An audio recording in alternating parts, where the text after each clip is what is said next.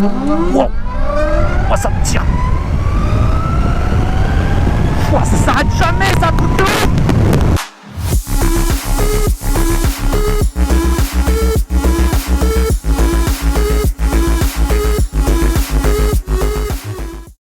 Eh bien, salut tout le monde, j'espère que vous allez tous très bien. Nouvelle vidéo aujourd'hui en moto. Alors, ça fait un petit moment que j'en ai pas fait, à vrai dire même un long moment. Et aujourd'hui, vidéo assez spéciale, puisqu'on va aller essayer une moto, et pas n'importe laquelle, puisqu'on va aller essayer une moto électrique. Et donc le modèle, c'est la modèle 0, la SRF. Donc on va essayer ça tout de suite. On va pouvoir comparer à la MT-09, voir un petit peu ce que ça donne. Donc les chiffres sont assez hallucinants, hein, quand on regarde un petit peu ce qui est annoncé sur le véhicule, sur la moto. On se retrouve quand même avec un moteur qui est équivalent à 190 Nm de couple. Je ne sais pas si vous vous rendez compte. Si on la compare par exemple à la MT-09 qui elle a à peu près je crois 90 Nm de couple, alors que c'est déjà une moto qui mine de rien a un couple assez quand même hallucinant, qui tire énormément sur les bras quand on accélère. Là 190 c'est le double, quasiment même plus, donc on va voir ce que ça donne, mais ça annonce du lourd, du très lourd pour cette bécane.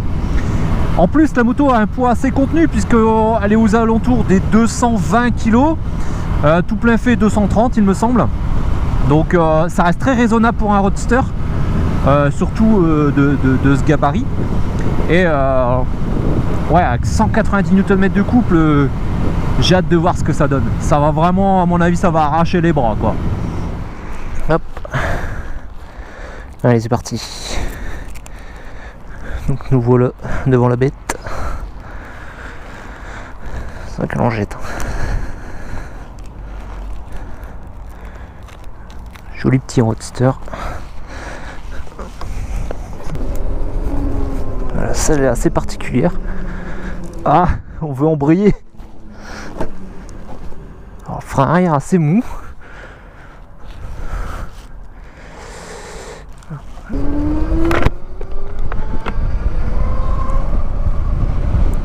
Ah, c'est vraiment particulier, hein.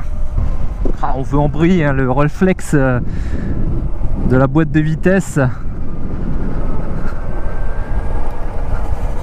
Alors plutôt le poids se ressent bien quand même par rapport à la MT-09. On est plutôt bien bien monté dessus, bien crampé. Par contre on sent l'avant qui est plutôt stable, hein. On sait que la MT-09 elle est connue pour un avant très flou. Là c'est une fois qu'on est positionné, ah ouais, je suis comme en déco, c'est impressionnant. Alors par contre en mode éco, c'est là où on est à la partie là où il y a le plus de frein moteur. Alors il faudra voir avec les autres,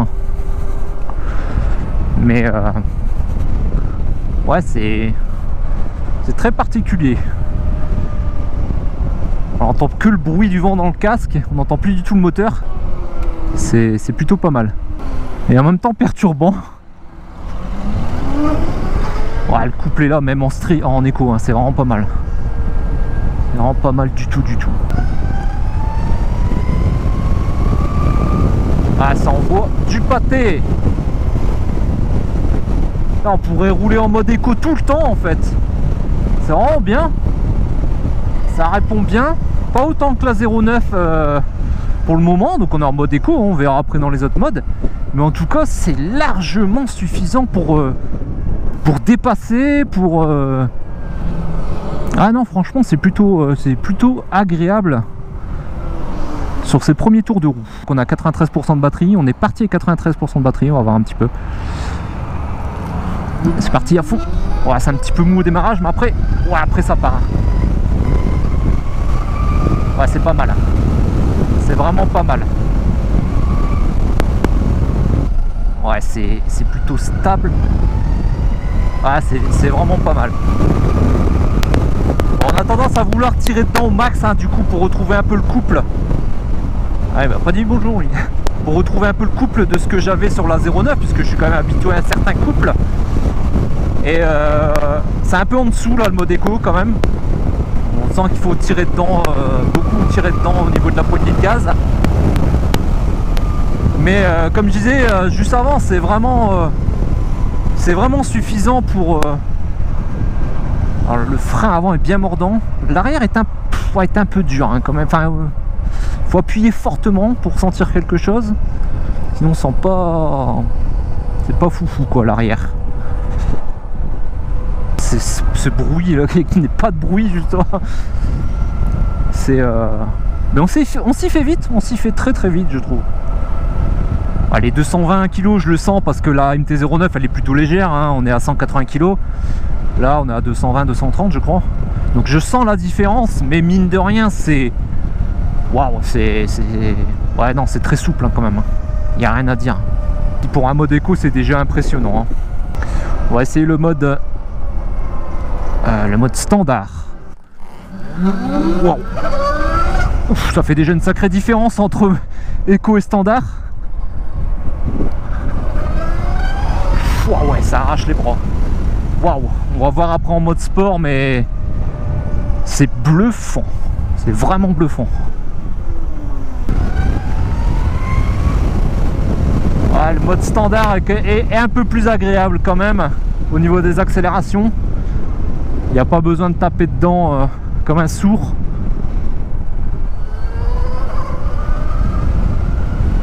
Ça répond bien au niveau de la poignée de gaz.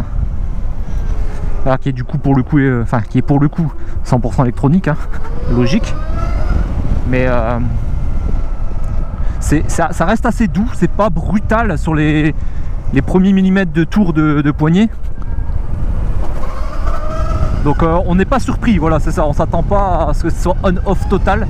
Par contre, dès que ça part, ça part. Waouh! Oh, le freinage à l'avant est vraiment pas mal. Mais l'arrière, ouais, c'est vrai qu'il est pas fou. Ah là, je veux toujours embrayer pour pas caler, mais en fait, ce qui est assez bizarre, c'est quand on s'arrête. Zéro bruit, on n'entend pas le bruit du moteur.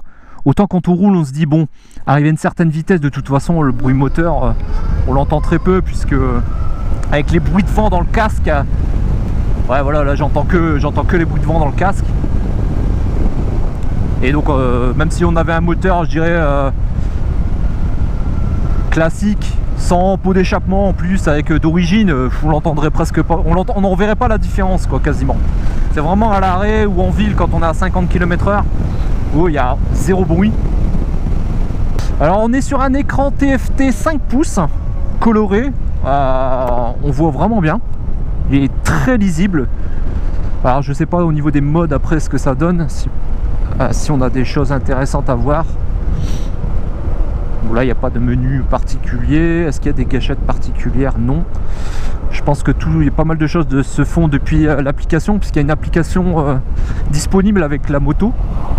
Donc du coup elle est connectée, un peu comme les Tesla, donc c'est plutôt pas mal. Et on peut tout personnaliser au niveau frein régénératif, le mode de conduite, les assistances électroniques. Donc ouais, non, vraiment bien de ce côté, côté moderne, très high-tech. Quelque chose qu'on peut retrouver similaire à Tesla, et ça c'est quelque chose que j'aime bien. Au niveau de l'assise, alors c'est vrai que j'ai pas parlé de l'assise. Au niveau de la conduite, donc on est un petit peu sur les poignets, hein, un peu plus que sur la 09, ce qui est normal. La selle est un peu plus basse, donc en fait on monte assez aisément dessus. Donc moi je fais 1m79, c'est très facile de monter dessus, il n'y a pas de souci. On a les deux pieds au sol sans problème une fois à l'arrêt. Après l'écartement en jambes est correct, on n'est pas trop écarté, donc ça c'est ce que j'aime bien moi, quelque chose de creusé. Ça c'est cool. Alors la selle est assez particulière parce qu'elle a une forme un peu bizarre, alors que si je recule j'ai l'impression d'être plus haut, et quand je vais en arrière et quand je me rapproche vers l'avant, je suis vraiment collé au réservoir et j'ai une sorte de bosse. Alors je sais pas, c'est assez particulier. Je pense que c'est le temps de trouver sa position, c'est une question d'habitude à mon avis. Au niveau des jambes et des pieds, alors Un peu comme la 09, les cale-pieds passagers sont assez vite au niveau des talons, donc si vous avez des grands pieds, ça va toucher. Ça c'est un peu... moi ça me dérange pas, j'ai l'habitude, j'ai pris l'habitude avec la 09. Au début c'était particulier, mais maintenant j'ai l'habitude. Mais ouais, on touche vite, surtout si vous vous mettez sur la pointe des pieds, on touche vite les cale-pieds arrière. Par contre, on a les genoux beaucoup plus pliés que sur la 09. Ça par contre, ça m'a un peu choqué. J'ai pas l'habitude. Allez, on fait une petite accélération. Ouais, ça rentre pas mal, hein. Waouh, waouh, waouh, waouh, waouh. On va passer en mode sport. Donc là, on est en mode sport. On valide. Si ça veut bien, voilà. Voilà pourquoi ça valide pas. Faut décélérer, hein. On peut pas accélérer en même temps. Waouh, waouh, waouh, waouh, waouh. Ah ouais, là c'est autre chose. Là, je vous le dis, ça arrache les bras, hein. On va voir un petit peu ce que ça donne. Par contre, ouais, il y a encore du frein moteur, c'est plutôt pas mal. Enfin à 50, après il faudra voir à grande vitesse. Allez, on va voir. Waouh! Waouh! Wouh! Ah ouais! Ah, ça n'a plus rien à voir. Alors c'est progressif au début, au niveau de la poignée de gaz. Comme je disais tout à l'heure, c'est pas on-off. Mais alors une fois que les chevaux sont partis, une fois que le couple est parti, ça s'arrête jamais. Ah là là, c'est une machine à perdre son permis aussi ce truc là. C'est impressionnant. Ah, les sensations sont terribles. Terribles, terribles. Ah, j'adore. J'adore, j'adore. Ah, le mode sport là, il est ouf. Par contre, je me demande si le feu arrière, c'est comme les Tesla. Est-ce qu'il s'allume en au niveau de la décélération? Ah ok, je viens de voir qu'on avait en bas ici un petit... je sais pas si vous allez voir. Une petite barre de régène.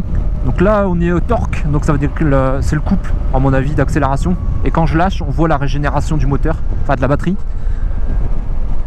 Mais alors il n'y a personne derrière, j'ai un petit 0 à 100, on va voir ce que ça donne. Prêt? Wow. Oh, ça me tire. Oh, ça s'arrête jamais, ça coûte tout. Wow. C'est un truc de dingue cette moto. Oh, j'ai jamais essayé un truc pareil. Alors je suis habitué à du thermique, vous allez me dire, donc c'est normal. C'est la première moto électrique que j'essaye. Mais je veux dire, la MT-09, je roule pas non plus énormément avec, hein. Je suis à 5-6 000 km par an. Mais à chaque fois que je la prends et que je roule avec, c'est du bonheur. Je suis toujours surpris par la puissance de cette moto. Mais là, c'est un truc de fou, quoi. C'est encore plus impressionnant.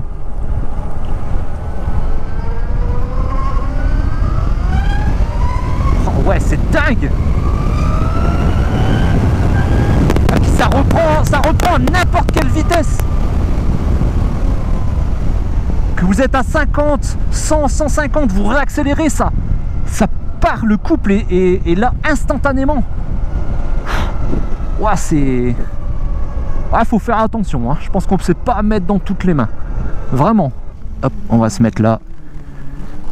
Et on va faire le tour de la bécane. Alors voilà, la 0 SRF. Donc un joli roadster 100% électrique.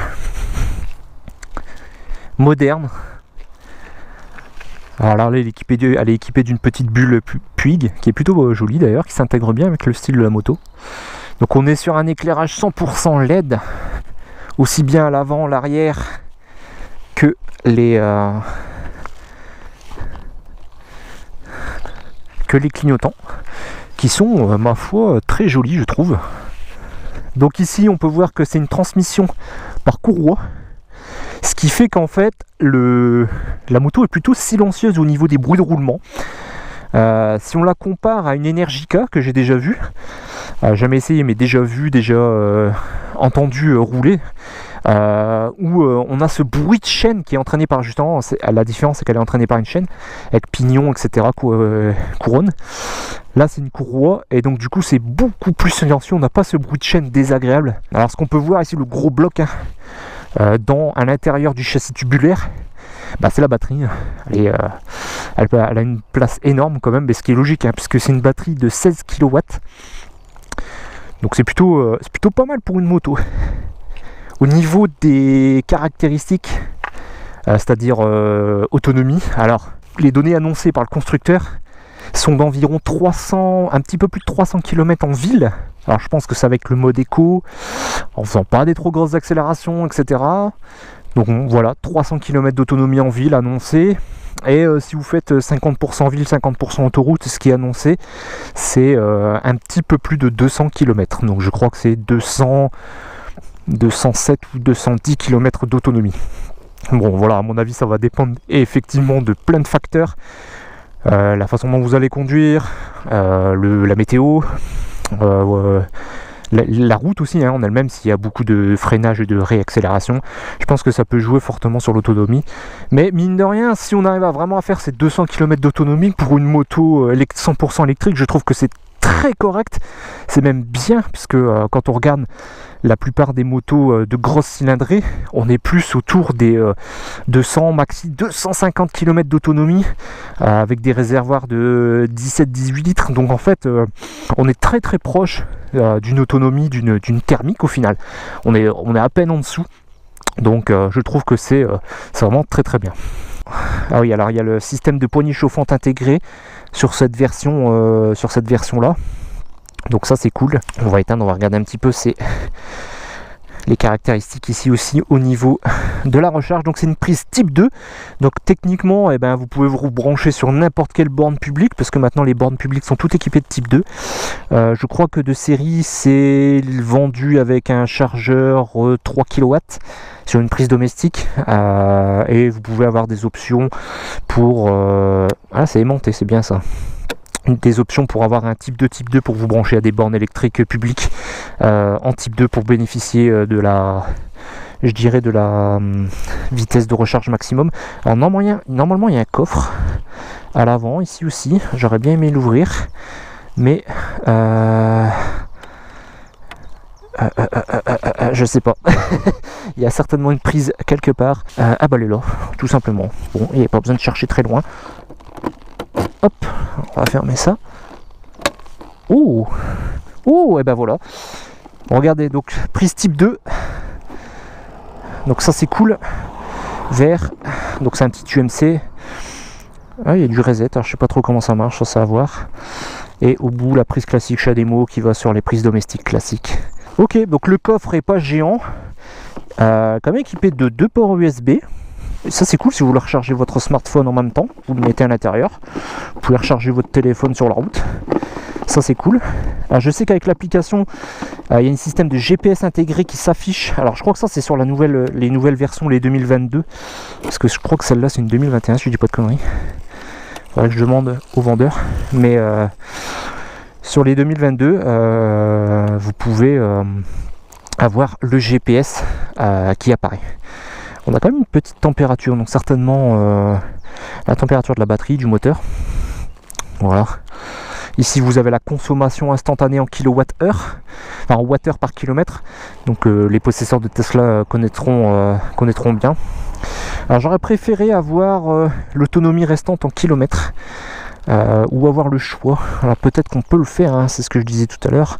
Voilà, préférence, luminosité, contraste. Voilà, tous les menus sont là. Donc là je vais réappuyer sur menu. Donc batterie.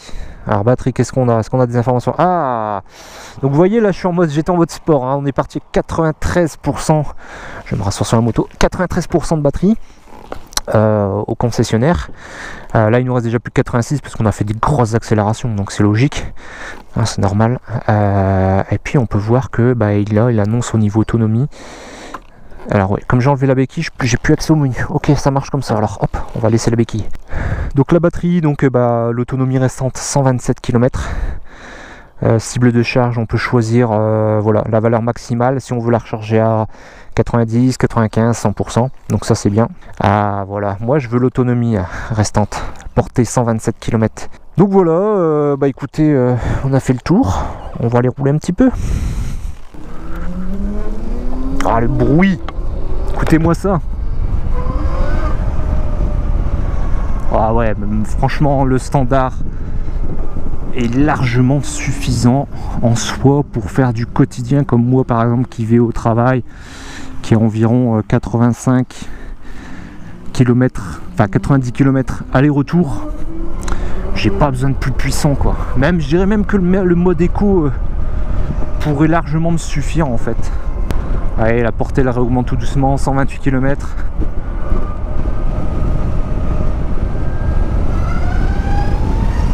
Ah, c'est largement suffisant quoi. Même les dépassements c'est top. Il n'y a rien à dire de ce côté. Voir un peu la tenue de route. Mais là elle est plutôt bien montée puisqu'elle est équipée actuellement de Pirelli Rosso 3. Donc c'est des excellents pneus hein. Il n'y a rien à dire de ce côté. Un très bon grip. Alors je sais pas si c'est la montre d'origine, je pense que oui, parce que là la moto elle a 400 km, hein, on voit 453 km. Donc elle est neuve quoi. Hein. Elle doit pas être essayée elle n'a pas dû être essayée par beaucoup de monde. Vous voyez là l'autonomie réaugmente, 129 km d'autonomie en roulant tranquille. J'essaie d'avoir une vitesse stabilisée. Forcément quand on descend bah, ça augmente, parce que là on régénère hein, quand on décélère. Mais du coup on a aussi un mode rain. Alors certainement avec les assistances un peu plus prononcées, surtout sur l'anti-patinage intégré, qui doit être un peu plus agressif je pense. Et ce qui est bien parce que c'est vrai que ça a quand même énormément de couple quoi. C'est vrai que là les 190 Nm de couple, je peux vous dire que je vois la différence avec ma 0,9 hein. Donc là on roule en ville tranquille. Voilà, et on continue d'augmenter l'autonomie, donc 132 km. C'est plutôt cool. Ah, voilà, j'ai cru qu'il n'allait pas s'arrêter lui. Oh, le vendeur il m'a dit attention, n'hésitez pas à utiliser le klaxon parce que on n'entend rien hein. Et c'est vrai qu'on entend. On entend un petit bruit de sifflement quoi, mais c'est très léger. C'est très léger. Avec une autonomie comme celle-ci, par exemple, pour moi, ça serait parfait puisque je pourrais faire environ 2 jours, ce qui est à peu près ce que je fais avec ma 0,9. Alors ma 0,9, je suis pas un fou hein, non plus, je tape pas dedans comme un dingue. Donc j'ai pas d'autoroute, donc j'ai que de la ville et des zones à 80-90. Ce qui fait que en termes de consommation, la 0,9 je suis autour des entre 5 et 6 litres au 100, ce qui est très peu en fait hein, pour ce genre de moto. Parfois je suis même en dessous, des fois je suis à 4,9. Et donc bah, avec un plein, hein, c'est 14 litres la MT-09, 14 litres de réservoir. Bah, je suis à peu près entre 220 et 250 km d'autonomie, en allant jusqu'à un petit peu la réserve. Donc je peux faire 2 jours et demi à peu près hein, pour le boulot, voire 3 si vraiment je fais attention. Parce que j'ai déjà réussi à faire 270 km avec. Mais bon, j'étais vraiment limite, hein, j'avais bien tapé dans la réserve. Mais j'avais réussi à faire mes 3 jours de travail. Bah là avec les 200, on va dire 200 km d'autonomie, puisque là, regardez, 135 ça fait que augmenter alors que je roule tranquille. Je pourrais faire largement mes 2 jours de travail je pense. Ouais, le mode standard est vraiment parfait quoi. C'est le bon compromis entre douceur en ville, c'est pas trop violent, et vous avez assez de pêche pour pouvoir faire vos dépassements sans difficulté. Parce que le mode éco, même si le mode éco en fait il fait le taf largement, je pense que sur certains déplacements à haute vitesse ça pourrait être compliqué. Alors ouais, je suis à fond sur le frein arrière, l'ABS déclenche très vite. Ah, je suis à fond, ouais, c'est vraiment pas... C'est pas foufou hein, le frein. Alors je sais pas si elle a été bien rodée au niveau du freinage. Ouais, par contre le mordant de l'avant il est pas mal. Elle freine très bien de l'avant hein. Ouais, vous voyez, j'ai les 2 pieds à plat avec les genoux légèrement pliés. Ouais, c'est un peu plus bas que la 0,9. On est parfaitement assis quoi. Même pour les gens qui font moins d'1m79 comme moi, genre 1m70 ou un truc comme ça, il n'y a même pas de souci quoi. Même pour les petits gabarits, même pour les femmes, je pense qu'ils font généralement un peu plus petites hein. C'est pas péjoratif ce que je dis, mais c'est voilà. Je pense que ça peut être une bécane parfaite. Après il y a le prix hein, bien sûr qui est là, qui est pas anodin. On n'a pas parlé du tarif, c'est vrai. Le tarif, donc ce modèle, alors à l'époque Les premières versions étaient autour des 21, 22 000 euros. Là, la nouvelle génération avec une batterie un petit peu plus grosse, on est sur 23 000, quasi, allez, on va arrondir à 24 000 euros. Alors c'est le modèle qu'ils appellent Premium, c'est la SRF. Après vous avez le modèle SR tout court, qui elle a une batterie un petit peu plus petite, donc une autonomie un peu plus en dessous, mais en vrai ça se joue à pas grand chose. Ça se joue à peut-être 20 ou 30 km d'autonomie supplémentaire sur ce modèle par rapport à la standard, la SR classique. Donc je sais pas si ça vaut le coup de mettre 4 000 euros de plus, parce que la standard elle est à 19 990. Après vous pouvez prendre l'option d'une Power, je crois que c'est Power Bank. Ça vous rajoute une batterie supplémentaire, je crois, justement dans le coffre, si je dis pas de bêtises, mais enfin en tout cas ça rajoute une batterie un petit peu plus grosse, donc ça vous redonne un petit peu d'autonomie supplémentaire. Faut en avoir l'utilité, je pense, mais là en vrai, avec ce qu'elle est capable de faire en autonomie, je pense que pour la plupart des gens qui roulent en moto ne font pas plus de 100 km par jour. Ça reste suffisant, quoi. Ouais, c'est du bonheur cette moto, il n'y a rien à dire de ce côté là. On prend du plaisir comme un thermique. Est-ce que ça pourrait remplacer ma 09? Eh ben oui, complètement. C'est la question qu'on pourrait se poser. Le bruit du thermique, c'est vrai qu'une moto, surtout un 3 cylindres, moi j'adore le bruit des 3 cylindres sur les motos. C'est très particulier et on pourrait se dire, ouais, le côté, voilà. Généralement, quand on achète une moto, on aime bien aussi ce bruit de moteur de moto, à l'échappement, etc. Et on pourrait se dire, ouais, le fait que ça fasse plus de bruit du tout, est-ce que c'est dérangeant? Non, pas du tout. Au contraire, c'est même, je pense que ça peut même être appréciable sur certaines motos qui sont plutôt bruyantes. Donc non, ça pourrait complètement remplacer. Moi, en tout cas, je suis fan. Je suis vraiment fan. C'est top. Ça pourrait carrément remplacer complètement, ouais, ça pourrait complètement remplacer ma 09. Maintenant, ce qui freine, c'est le prix, quoi. Le prix, faut bien se dire que 24 000 euros, c'est une somme. Même si on prendrait le modèle standard à 19 000, on va dire à 20 000 euros, ça reste 20 000 euros. 20 000 euros, vous avez une voiture à ce prix-là, hein. Et neuve, il faut avoir une belle voiture neuve à ce prix. Donc c'est pas négligeable, hein. Mais regardez, depuis tout à l'heure, on roule. On annonce toujours une portée de 134 km d'autonomie, ça, c'est fou, quoi. Je crois qu'on est parti avec 200 km. Je crois que le trip A était à 200 km, si je dis pas de bêtises, à la concession. Voilà que je regarde sur les rushs. On a fait 20 bornes. Et il me dit que je peux encore en faire 130. 135. Donc ça veut dire 150 km pour l'instant. Ouais, c'est en faisant. Et en plus j'ai fait un peu le con, je fais des grosses accélérations. Voilà, je reroule tranquille parce qu'il y a des voitures. De toute façon, vous le voyez, hein, dès que je tape des accélérations, ça dégringole. Et dès que je ralentis, ça augmente tout doucement. Donc il y a moyen de faire les 200 km annoncés, hein. Je pense que c'est faisable, en mixte, hein. Ça doit être largement faisable. Bah, on s'y fait très vite, hein. J'ai déjà perdu au bout d'une demi-heure de route. J'ai perdu l'habitude de l'embrayage. Ça y est, pareil, le pied à vouloir passer les vitesses. Ouais, une demi-heure de route et ça y est, c'est quasi oublié.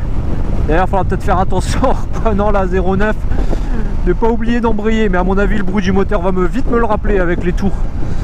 Quand on va monter dans les régimes et décélérer, ça va me le rappeler au galop. Alors, petit bilan pour finir cette vidéo. Donc aujourd'hui, de l'essai de la 0 SRF. Bah vraiment étonné, agréablement étonné, vraiment super moto. Elle a rien à envier à une moto thermique, hein, vraiment.